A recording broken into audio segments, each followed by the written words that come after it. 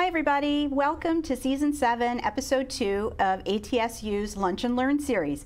I'm your guest host today, Kathy Adler, and I am the Associate Dean at the College of Graduate Health Studies. Today's topics are going to be file storage and the cloud. Our content experts, and they are experts, are Daniel Afzal from here in Kirksville. He's an ITS technician. And then we also have Ben Lewis in Arizona, and he is an ITS support specialist. As I said, Ben is in the Mesa campus, and Daniel's here in the Kirksville campus, and he's in the studio with me. We are broadcasting live, and if you are watching, please feel free to use the chat feature in both Facebook and in live stream to post any questions that you have, and we will get those answered for you.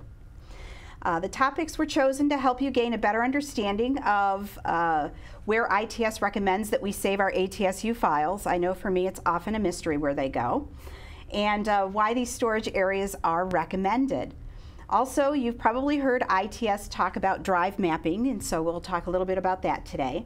And both Daniel and Ben are going to help us understand why the cloud is used and also how drive mapping occurs. The reason that we've decided to talk about exploring the cloud is I know typically when we save things to the cloud, they just sort of go off somewhere. Some of us may picture bright, puffy clouds in the sky, which is all good until those bright, puffy clouds turn gray and it starts raining data somewhere. So we're going to clear that up. Ben and Daniel are going to help us clarify some cloud applications and what exactly happens to our files when we store them off in the cloud. So in case you were wondering, they aren't fluffy and it doesn't go into the sky. So welcome both Ben and Daniel. It's great to have you here. Yeah, thanks for having us. So it's good to be here. How's the weather there in Arizona? My phone says that it is sunny and 74 degrees here in Arizona today. All right. So not too bad. Not Yesterday too bad. Got a little cold, but you know. What's cold? I'm bearing it. 74.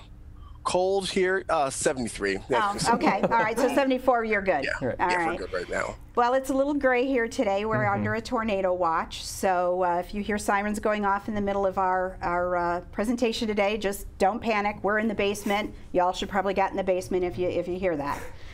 So let's talk a little bit about file storage. All right. So a lot of times I hit that save button and it goes.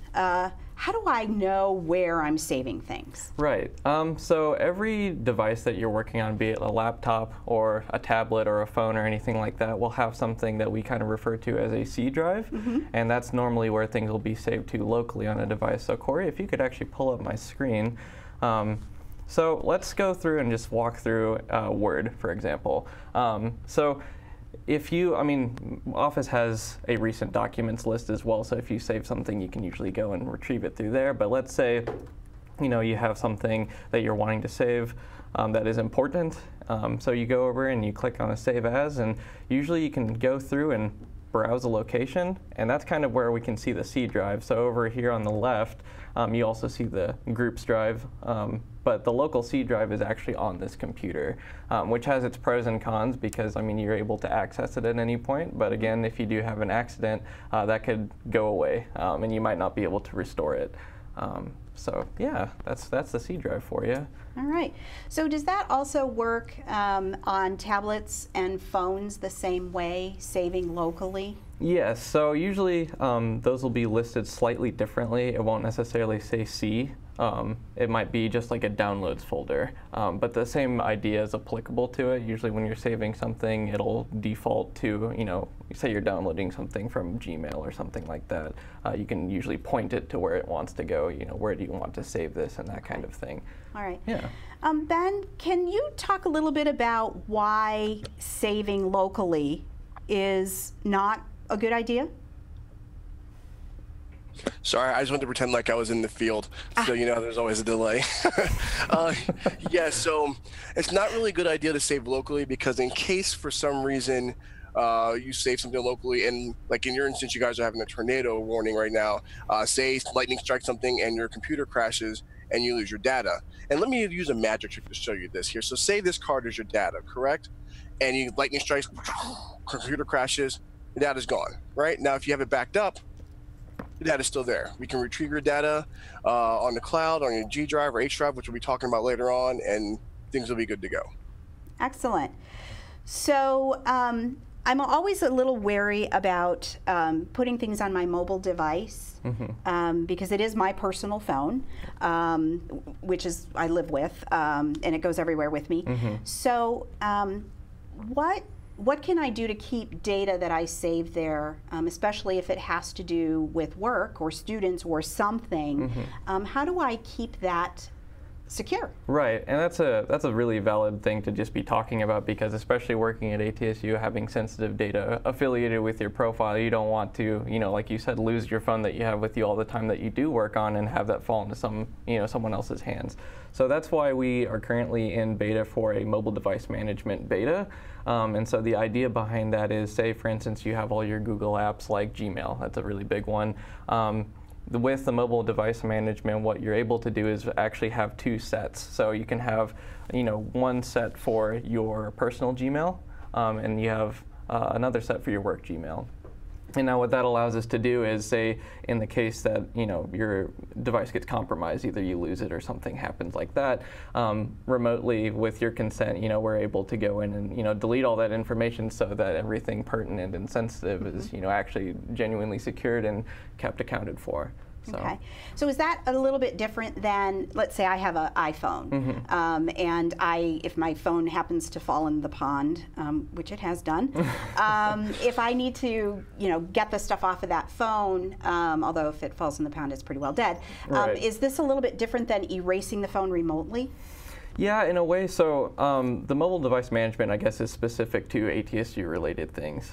So if you did have something that is even like personal backup related information, that's kind of going back to the idea of the C drive and having your device get compromised, you can have your data from a different source and you can pull it back in. So mobile device management isn't necessarily a cloud service. It's more of a security related protocol. Great. Yeah. Do we have a video, Corey, that we could show that talks a little bit more about the mobile device management? Yep.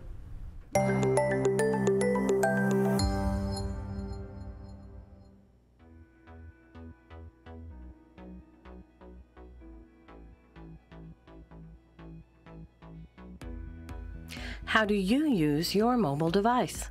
Most of us have mobile devices, such as cell phones or tablets, and many of us use them for both personal and ATSU business. Some examples would be email and access to various files and records.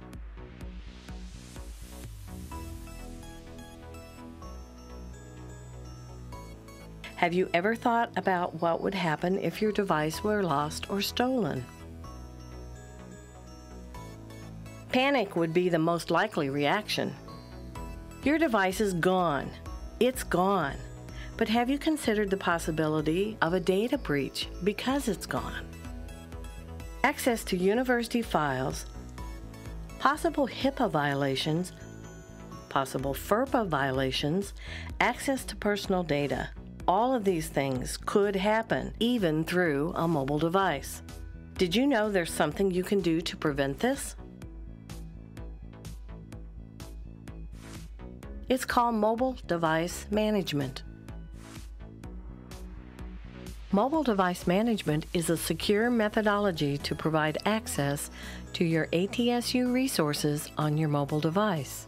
It is an application that can protect your data, both personal and universities, if your device is lost or stolen. Are you ready to enroll? Or maybe you need some more information. Here are two ways. The first way is to go to a web browser and enter its.atsu.edu. Then search for Mobile Device Manager. Or a second way is to go to a web browser and enter its.atsu.edu, choose IT Services, scroll to Security Services, and choose MDM. Do you have any additional questions? Our friendly service desk team members are available to help you. Just reach out to them at extension 2200.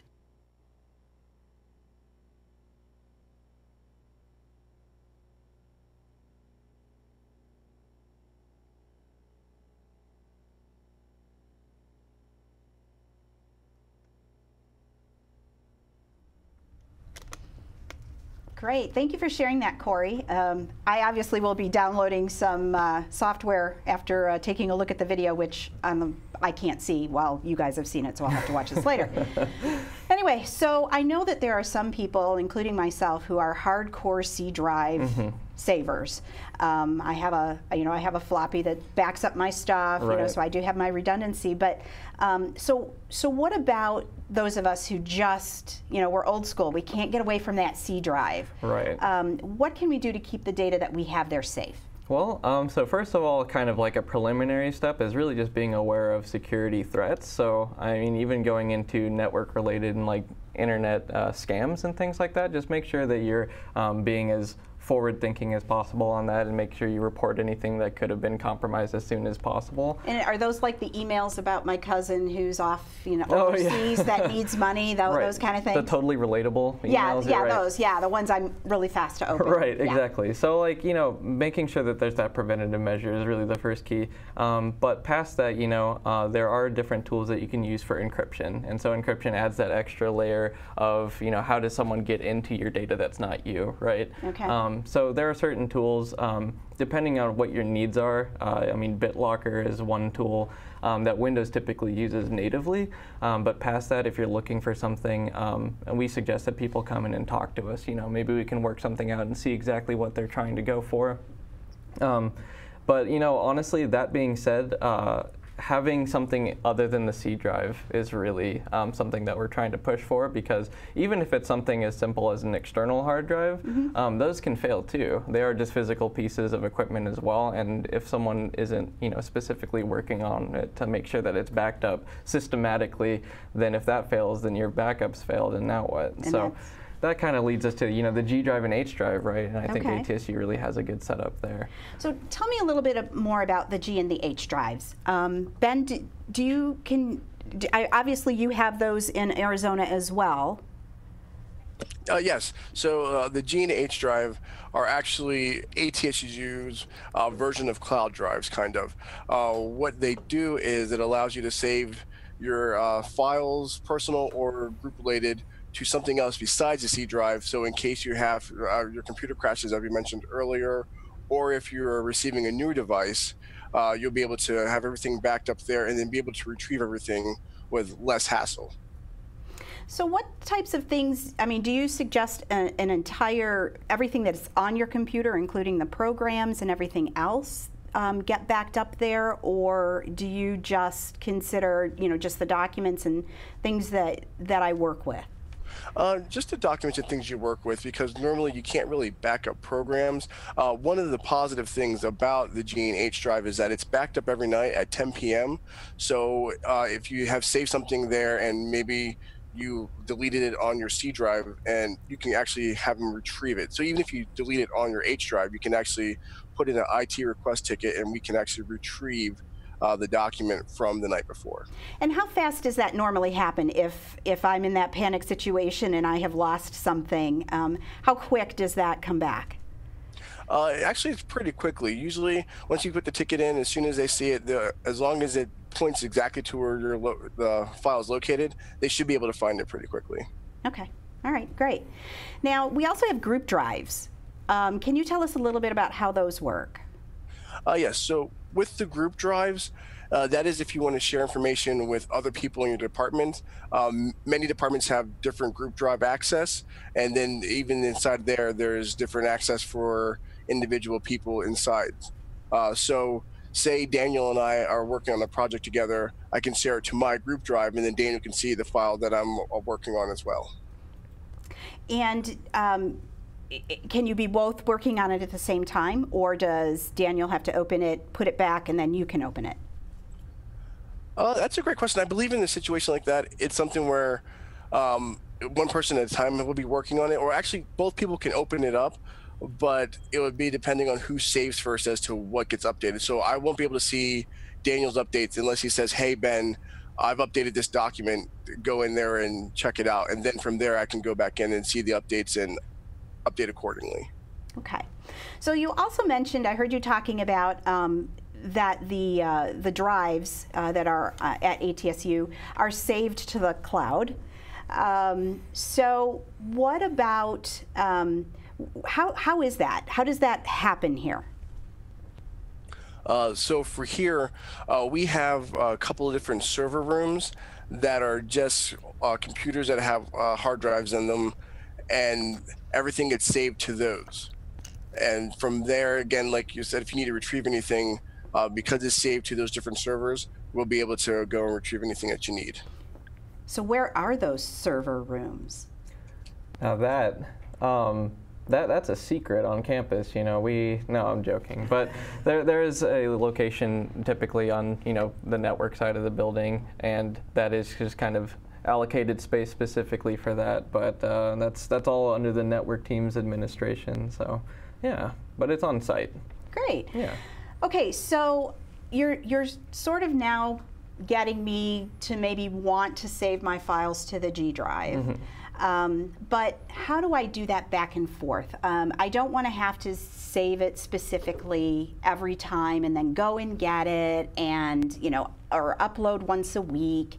What are ways that I can save so that it's happening all of the time and my documents are safe? Right. So, like we were talking about with the G and H drive, and as you're mentioning as well, it gets kind of synced at a specific interval. So 10 p.m. CST is when those files get backed up. But using what we have at ATSU with Google and the G Suite, we can actually use Google File Stream as a really great option, and that is something that is external to the G drive and H drive. So for instance, it might not be the best for you sharing to people that use that, but even for your own backup as well, you can use Google File Stream. And I can actually walk through that process, Corey, if you want to pull up my screen.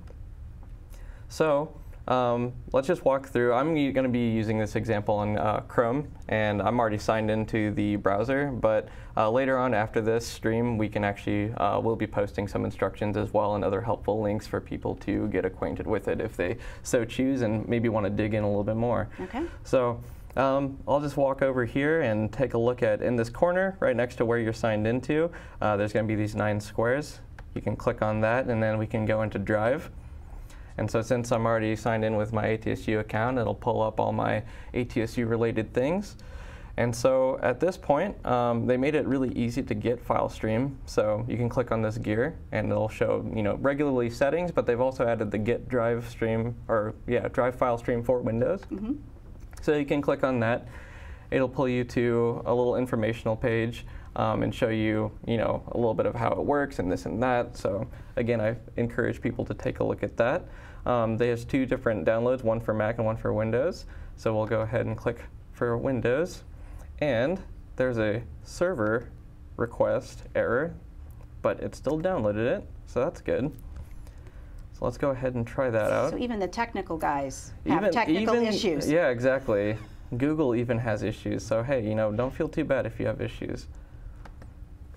So it'll go through and start downloading, and that takes a little bit of time, but one of the things, I guess, while this is downloading that I enjoy about it is that, like we were mentioning, it is really helpful in the sense that you can sync things as you're putting it on. So you don't have to wait for that specific time for that to happen. And it looks like Google is having some issues at the moment, and I'm not able to download it. But that's something that we could post later on as well. Okay. But it's another great option that I think people should be aware of. Now, if I use this, do I have to use Google Docs? Because I am not a fan of Google Docs or Google Spreadsheets or... Right. No, and that makes sense. And I think a lot of people do have that affiliation saying, okay, I'm going to be using these G Suite options, and if I'm going to be saving to something that's called Google Drive, does it have to be a Google formatted, you know, piece of, you know, file? And that's actually not quite true. It's kind of like Dropbox. You know, a lot of people use Dropbox, and they're able to store all types of different files from PDFs to, you know, Word documents to, you name it, pictures. And the same is true for, you know, Google File Stream, and definitely it's the same with our G and H drives and all the things that we have at ATSU for that. So. Okay. Do we have any other options in terms of saving files to the cloud? Are there Microsoft products if we wanted to use something like that, or do you just recommend the Google Suite? I recommend Google Suite just because of what ATSU has to offer, at least natively. So for students and faculty and staff alike, I think it's really the best option, especially for those who are really comfortable with Chrome. I think that the integration that they have is just really seamless, and I think that that's kind of the best option. But you know, say that you're more of a Firefox person, or you have, you know, different preferences. You know, you can Dropbox is equally viable. There's all types of other, you know, storage options, and even applications like you know, Adobe and things like that. They have cloud sharing and saving, as well as Canvas. Canvas has it as well. Okay. So. I've often heard, or I've heard a couple of times, and it's come up on my computer, Microsoft OneDrive. What is that? So OneDrive and FileStream are kind of similar. They've had like a series of products that have kind of come out.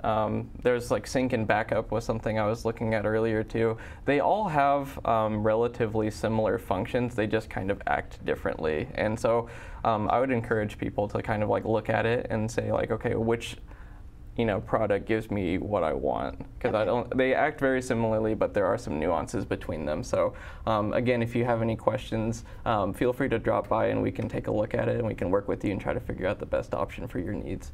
Great, Yeah. thanks. As some of you may have heard, Qualtrics is coming to ATSU, and we have a quick little commercial here while we take a break. So go ahead and watch the video on Qualtrics, and we will be right back.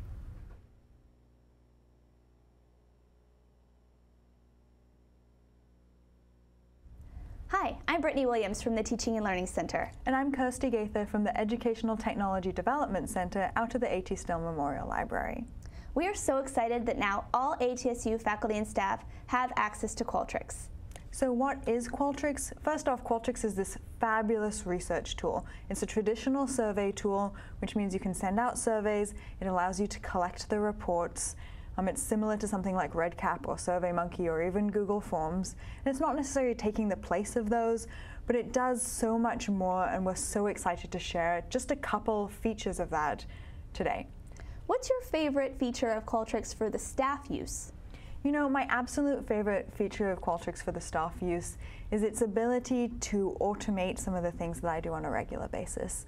So if, for example, I normally send out an email to someone, they have to complete this form, they then have to send it back to me, I have to check that it's correct, and then I have to then send a completion email out. Qualtrics allows me to do all of that in one survey, and even better, it automates it for me. Wow. So I'm not even sending out 3 emails, it's doing it for me, it sounds like it's coming from me, it's checking it for me, and at the end of the day, it's made my workload just a little bit lighter, and I can then focus on the things that I really love doing at work. That's amazing. And I know that you're from the Teaching and Learning Center, so perhaps you could speak to the one thing that you would like to highlight for faculty. So it's hard to pick just one, but if I had to pick one, I would probably say the ability to have a personal learning pathway. So what does that mean? It really just means that I have created my content in a way that, depending on what my learner selects, they get to see a different path. So if I have a learner that really didn't understand something, I can design it so that they get to see perhaps a remediation article, or perhaps they see an additional resource that will help them get to that place of understanding. However, if they're just flying through it, then they get to navigate maybe a little bit quicker. So that would probably be my favorite feature of Qualtrics. That's a great one. So don't just take our word for it. We want to get you started in Qualtrics today if you're not already.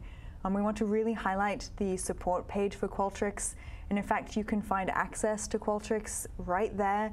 You can see the link right in the middle of the page. That's the atsu.qualtrics.com. That allows you to get in there and actually start creating surveys, interactive content pieces, all those automated task flows.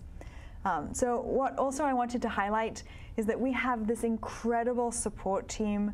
We have people on both campuses from ITS and the library trained in Qualtrics. We also have people available online, so Brittany and myself, we are always available to take any questions. We are there to troubleshoot with you. We are there to brainstorm with you. And in fact, you can also email qualtrics@atsu.edu, and that will be able to get you to any number of the support team and get you a really fast answer right away. So the short story is we're here for you. So go ahead and adopt Qualtrics and let us know if you've run into any exciting or new ways to use this software. Welcome back, everybody. Hope you enjoyed the Qualtrics video. I know lots of us are excited here at CGHS, that and ATSU, we're excited about having Qualtrics and having the ability to use it. So get on board if you haven't had the opportunity. All right, Daniel, you've almost got me sold on the Google file stream. Right. I'm close, but I have a ton of stuff on my hard drive. I know I do. Right. So how much space do I get? Well, and that's something that's important to look at when you're wanting to move stuff over, because you don't want to say, okay, I can only move part of my stuff over there, right? So through ATSU, the G Suite that we have, everyone has unlimited space. So that's kind of like the benefit to it and why we kind of recommend people use those services, because you do have as much space as you need. So that and in conjunction with FileStream as well, using that with groups, the group drive and the personal drive, you're able to store a lot of things in ways that people are able to access, efficiently, and it's just a really great, collaboration tool. So. Okay, Ben, we have a question. If you could maybe give us an answer. Are you ready? Go for it. Which is preferable, storing on the G drive or to the Google Team drive? That's an excellent question, and it really depends on what you're doing. The G drive can be used to store group projects where you can save something and then share it, or you can use just the team drive itself, and it will give access to anybody else who's in the team to be able to share that as well. So think of it this way: if you want to save anything personal, just save it directly to your G drive. If you wanted to see your team to share it, then save it to the team portion of the G drive. Great. All right. Hopefully that answered that question. If it didn't, please follow up with another follow-up question in the chat. Tell me more about the cloud. What really is the cloud? Is it this nebulous thing out there in the ether where our files just go and we hope to get them back someday? Right, and that is an important question, because I think a lot of people, do think of it as just, you send it to some ambiguous something and maybe you'll get it back at some point, maybe, right? But we kind of touched on it earlier as well regarding the G and H drives, where on each campus we do have an actual room. Pretty much a cloud is really just someone else's computer, if you think about it. But I guess the reason why it's considered kind of superior in security is because you typically have professionals monitoring it, right? So Dropbox, you have people that have even like redundant servers. So not only do they have certain security rules and regulations that they follow, but on top of that, even if your stuff is stored on one of their computers, that's duplicated on another one somewhere else in case that one fails. So they go through all these different rules and regulations and precautions to make sure that your data is safe. So how do I know my data is confidential? If they have all of these rules and regulations, but there's human beings monitoring all of this, how do I know that what I put up there, is for my eyes only? Right, and that kind of goes into kind of on what Ben was talking about in a way with the preference between Google Drive and the actual groups drive and personal drive, especially in the context of ATSU and using those drives. We have, we give different people, we allocate permissions to people, right? So with the group drive, not anyone from any group can, view it. It's specifically given to you, and that kind of goes from person to person. There's kind of a process behind it as well. So not only is the setup of it kind of meticulous in that way to make sure that it is, as secure as possible, but we do have, dedicated security individuals, that will maintain that and make sure that if anything does happen, people are notified and things get resolved as quickly as possible, and ideally just prevented, to begin with. Okay. So what happens if one of these clouds, servers, what happens if they're destroyed or if they have a natural disaster? How do I know that my data is going to come back to me? Right, and that kind of goes into the idea of redundancy, right? And kind of going back to what I was mentioning with Dropbox and even like our own servers that we store data on, you know, you have a lot of times, like for instance, Google as well, they'll have different buildings across the world. So say, you know, you have data that's stored, you know, hypothetically in like Malaysia or something, just for the sake of the argument. If that gets destroyed, you might have something in like, you know, California or something that has your data duplicated.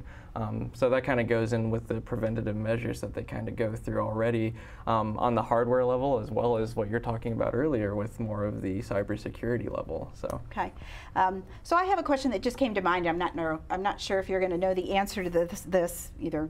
Well, Ben has an answer for you. Okay, Ben. He's the man. So I save my stuff to the cloud, and there's this redundant backup. So how does it know which version of what I've saved to give back to me? First of all, I wanted to say, Daniel, that's really mean to just say that I know all the answers. But it's true, I do know all the answers. I mean, that's an excellent question.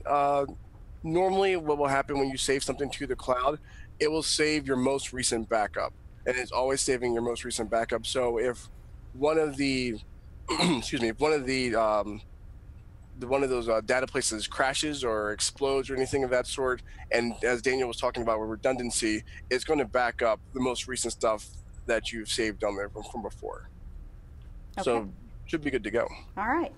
So I do have a couple of server farm pictures just to give folks an idea. Corey, if you could perhaps share. Let me just go there. So when I thought of server farms, the first thing that came to mind was, of course, the cloud, which we knew wasn't true. And then I thought about, you know, servers in a cornfield somewhere with trays in their hands. We figured that wasn't quite right either. And so here's actually a picture of one of the many Google farms. And not sure where this one was at, but they have, I think, 9 of these across the United States. No, 12. 12. My camera crew is telling me 12. 12 of these. This just in. This just in, 12. This is Douglas County, Georgia. All right, okay. Outside of Georgia. There we go, Douglas County, Georgia. So this is the outside, and this is the inside.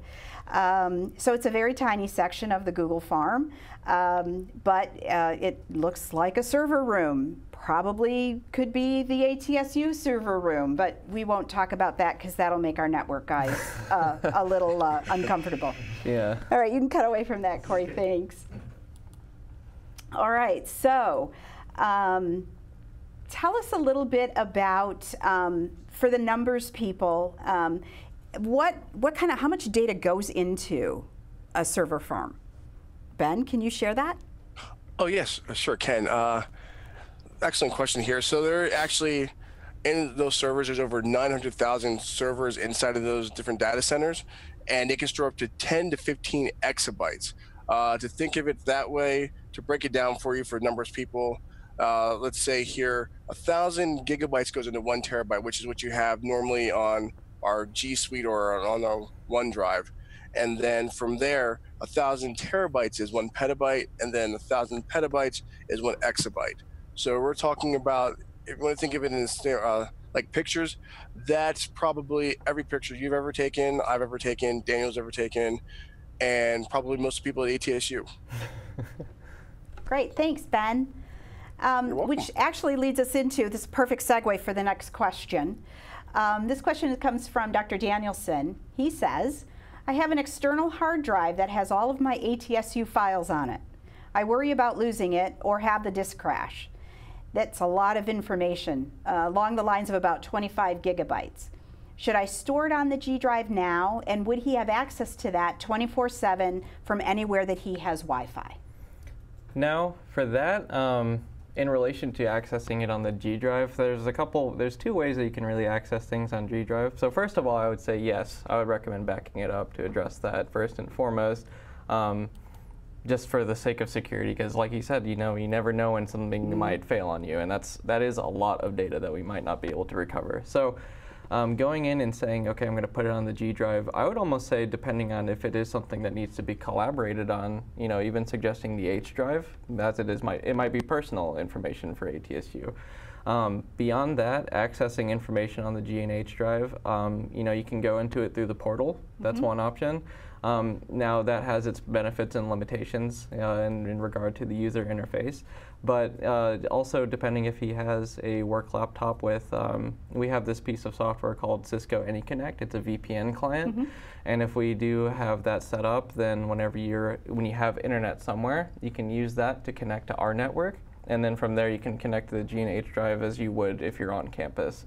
So in that way, you can have it if you ever have internet access. But that being said too, if you don't want to have to go through those steps of going through the portal and this and that, going through Google File Stream, which I wish I could have shown, but maybe a later time. But if there's any questions about that, anyone can stop by and we can help you set it up. And I think those are both fantastic tools. But yeah, I recommend you back it up. And if you have any questions, feel free to drop on by. Excellent. I was going to ask you about the file stream, if that's another option. Yeah. So it definitely is. Excellent. I'm just going to check with my crew and see if there's any other questions coming through. All right. Well, that pretty much brings us to the end of our Lunch and Learn at this time. I'd love to thank my two special guests, Thanks. Daniel and Ben. You guys have been fabulous.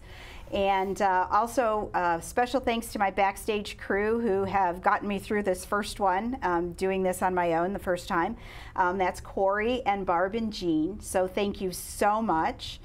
Our next Lunch and Learn is, the date is to be determined. We don't quite have a date yet, but we do have a topic.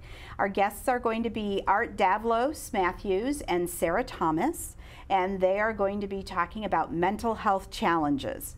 So please be sure to join in, and thank you so much for watching today. We will also have a replay of this available in high definition as opposed to regular definition, available on the ATSU YouTube page, which is its.atsu.edu/YT. Thanks again, and you all have a great day.